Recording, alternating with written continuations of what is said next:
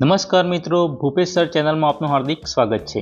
તો આજે આપણે જોવાના છે સામાજિક વિજ્ઞાન ધોરણ 8 પાર્ટ 2 ભારતમાં બ્રિટિશ શાસન ઈસવીસન 1757 થી ઈસવીસન 1857 સ્વાધ્યાયનું સંપૂર્ણ સોલ્યુશન। જો તમે અમારી ચેનલ પર નવા હોય તો ચેનલને સબસ્ક્રાઇબ કરો, લાઇક કરો અને શેર કરો। તો ચલો આપણે હવે શરૂ કરીએ સ્વાધ્યાય। પ્રશ્ન 1, નીચેના પ્રશ્નોના ઉત્તર એક વાક્યમાં લખો। 1, મીર જાફરને હટાવીને અંગ્રેજોએ કોને બંગાળનો નવાબ બનાવ્યો? જવાબ, મીર જાફરને હટાવીને અંગ્રેજોએ મીર કાસમને બંગાળનો નવાબ બનાવ્યો હતો। 2, ભારતમાં કયા ગવર્નરના સમયમાં કાયમી જમાબંધી દાખલ કરવામાં આવી? જવાબ, ભારતમાં ગવર્નર જનરલ કોર્નવાલિસના સમયમાં કાયમી જમાબંધી દાખલ કરવામાં આવી હતી। 3, કયા યુદ્ધના વિજયથી અંગ્રેજોને બંગાળમાં મહેસૂલ ઉઘરાવવાની સત્તા મળી? જવાબ, બક્સરના યુદ્ધ વિજયથી અંગ્રેજોને બંગાળમાં મહેસૂલ ઉઘરાવવાની સત્તા મળી હતી।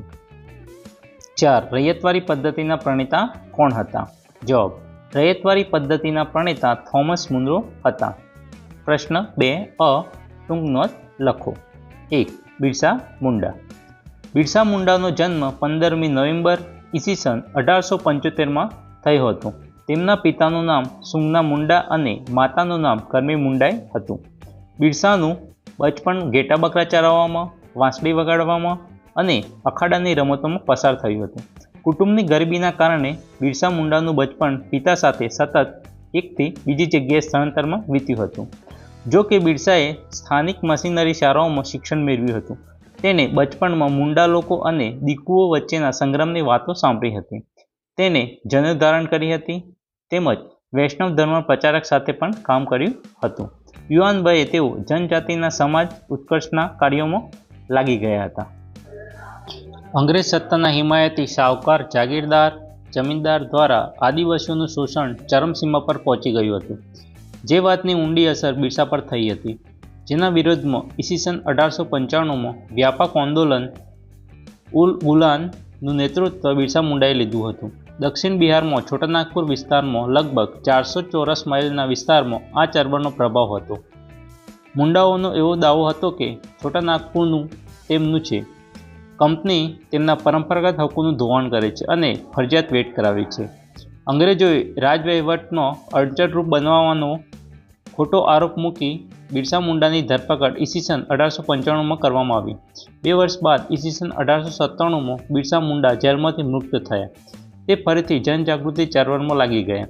ઈસવીસન 1900માં બિરસા મુંડાનું અવસાન થયું હતું। બિરસા મુંડાની ચળવળ મંદ પડી અને અંગ્રેજો માટે સામ્રાજ્ય વિસ્તારવામાં મોકળું મેદાન મળ્યું। 2, રૈયતવારી પદ્ધતિ। જવાબ, 19મી સદીની શરૂઆતમાં ઈસવીસન 1820માં મુંબઈ અને મદ્રાસ પ્રાંતોમાં રૈયતવારી પદ્ધતિ લાગુ કરવામાં આવી હતી।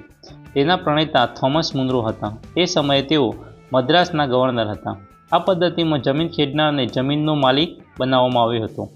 સરકારની શરત મુજબ ખેડૂતે જમીન મહેસૂલ ચૂકવવાનું હતું। આ પ્રથાથી જમીનની માલિકી હકનો કોઈ ફાયદો થતો ન હતો। તેના કારણો આ મુજબ હતા: જમીનનું વધારે પડતું મહેસૂલ, સરકાર ઈચ્છે ત્યારે જમીન મહેસૂલમાં વધારો કરવાનો હક ધરાવતી હતી। કોઈપણ સ્થિતિમાં અનાજ ન પાકે કે નાશ પામે તો પણ જમીન મહેસૂલ તો આપવું જ પડતું હતું। 3, મહાલવારી પદ્ધતિ। જવાબ, મહાલવારી પદ્ધતિનો અમલ ઉત્તર પશ્ચિમના પ્રાંત અને મધ્ય ભારતના કેટલાક પ્રદેશોમાં થયો હતો। હોલ્ટ અને મેકેન્ઝી નામના અંગ્રેજ અધિકારીએ ઈસવીસન 1872માં મહાલવારી પદ્ધતિ દાખલ કરી હતી। બ્રિટિશ મહેસૂલી દફતરમાં ગ્રામ અથવા ગ્રામના સમૂહ માટે મહાલ શબ્દ પ્રયોગ થયો હતો।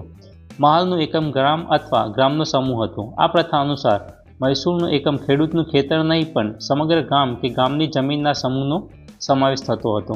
આ પદ્ધતિમાં ગામનું સર્વેક્ષણ કરી ખેતર અથવા ખેતરોના ઉત્પાદનની આવક વગેરે ધ્યાનમાં લઈ જમીન મહેસૂલ નક્કી કરવામાં આવતું। આથી આ પદ્ધતિ મહાલવારી પદ્ધતિ તરીકે ઓળખાઈ। જમીન મહેસૂલ વસૂલ કરવાની જવાબદારી ગામના મુખીને સોંપવામાં આવતી। અંગ્રેજોએ પરંપરાથી ચાલતી આવતી જમીન વ્યવસ્થામાં મૂળભૂત ફેરફારો કર્યા। પરિણામે ભારતીય ગામોની સ્થિરતા, સ્વાયત્તતા અને સાતત્યતા છિન્ન ભિન્ન થયા। પ્રશ્ન 2 બ, નીચેના પ્રશ્નોના ઉત્તર લખો। 1, કાયમી જમાબંધી પદ્ધતિમાં ખેડૂતોનું શોષણ કેવી રીતે થતું હતું? આ પદ્ધતિમાં ખેડૂતોનું શોષણ થતું હતું, કારણ કે તેને નિશ્ચિત કરેલું મહેસૂલ જમીનદારને આપવું પડતું. જમીનદાર તેના ઉપર જુલ્મ કરીને પણ મહેસૂલ વસૂલતો હતો. જમીનદારે દર વર્ષે નિશ્ચિત કરાર મુજબની રકમ સરકારમાં જમા કરાવવી પડતી. તેમ છતાં કાયમી જમાબંધી જમીનદારોની તરફે કરતી હતી. જોકે શરૂઆતમાં જમીનદારોએ થોડું સહન કરીને નક્કી કર્યા મુજબનું મહેસૂલ આપવું પડ્યું. જે મહેસૂલ ના ભરી શક્યા તેમની જમીન જપ્ત થઈ, પણ પાછળથી જમીનદારો જમીન ખરીદવા લાગ્યા. સરકારને ખેડૂતના વિકાસમાં રસ ન હતો. પરિણામે બંગાળમાં ખેડૂતોના ઘણા વિદ્રોહ થયા અને અન્ન ભંડાર તરીકે ઓળખાતું બંગાળ કંગાર બન્યું. 2. 18મી સદીમાં ભારતમાં ખેતીની સ્થિતિ કેવી હતી? 18મી સદીમાં ભારતમાં ખેતીની સ્થિતિ નીચે મુજબની હતી. રેશમની ખેતી. 18મી સદીના સમયગાળા દરમિયાન ઇંગ્લેન્ડમાં કાચું રેશમ સ્પેન અને ઇટાલીમાંથી આવતું હતું. બંગાળમાં થતું રેશમ હાથમાં આવી જાય તો બ્રિટનને સ્પેન અને ઇટાલી ઉપર નિર્ભર રહેવું ના પડે. આથી કંપનીએ ગમે તેમ કરીને ખેડૂતો ઉપર જુલમ ગુજારીને પણ 19મી સદીના અંત સુધી ભારતમાંથી નિકાસ થતો રેશમ પર પોતાની સત્તા સ્થાપી દીધી હતી. ગરીની ખેતી. ઈસવીસન 1790 સુધી યુરોપિયન દેશો ગરીનો પુરવઠો કેરેબિયન દેશોમાંથી મેળવતા હતા, પરંતુ તેનું ઉત્પાદન ઘટવાથી ભારતમાં ગરીની માંગ વધવા લાગી. આથી અંગ્રેજો ભારતમાં પોતાની હકૂમત હેઠળના પ્રદેશોમાં યુરોપિયનો વસાવી ગરીનું ઉત્પાદન વધારવા લાગ્યા. ભારતમાં ગરીના ઉત્પાદનની 2 પ્રથા હતી. એક નીજ અને રૈતી. નીજ પ્રથામાં ઉત્પાદકો પોતાના હળ, બળદ તથા ઓજારોનો ઉપયોગ કરી ખેતી કરતા.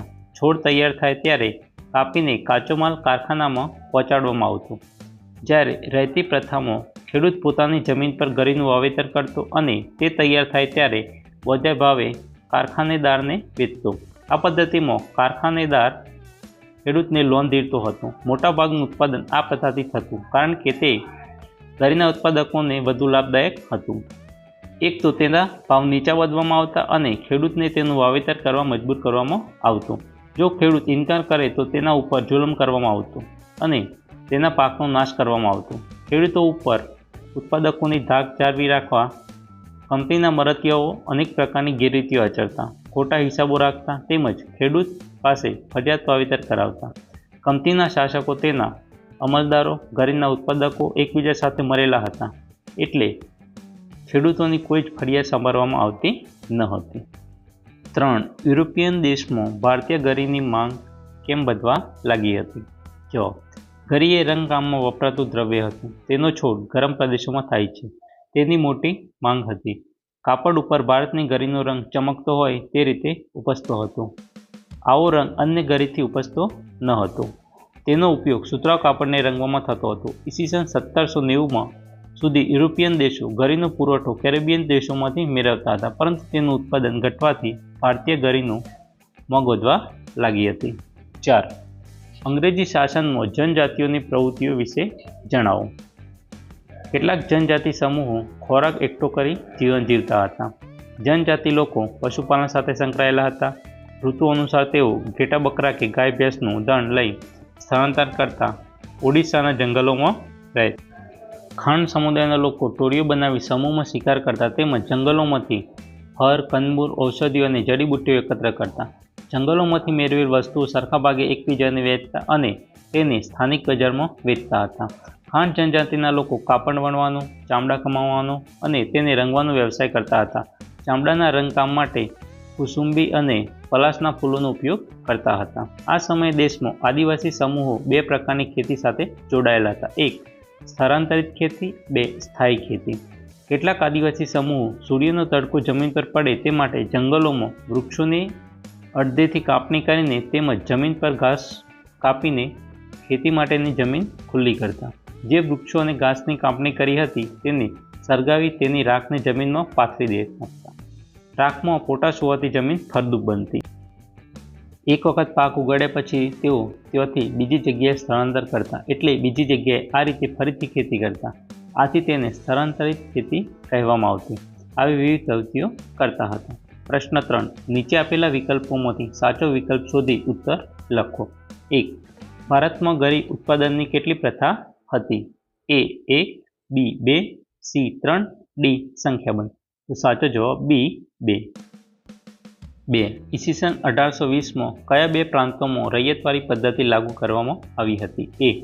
કલકત્તા અને મુંબઈ, બી. મુંબઈ અને મદ્રાસ, સી. દિલ્હી અને કલકત્તા, ડી. કલકત્તા અને મદ્રાસ. તો સાચો જવાબ બી. મુંબઈ અને મદ્રાસ. 3. ઝારખંડ રાજ્યમાં હજારીબાગ આસપાસ કયા આદિવાસીઓનો સમૂહ રહેતો હતો? A. Munda, B. Kol, C. Santhal, D. Koya.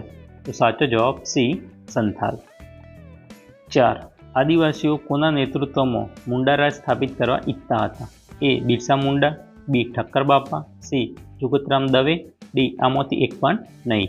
તો સાચો જવાબ બિરસા મુંડા. જો મિત્રો વિડીયો ગમ્યો હોય તો તમારા અન્ય મિત્રોને શેર કરો અને જો ચેનલ સબસ્ક્રાઈબ કરવાની બાકી હોય તો ચેનલને સબસ્ક્રાઈબ કરો જેથી તમને આવનારા વિડીયોની માહિતી મળતી રહે. Thank you.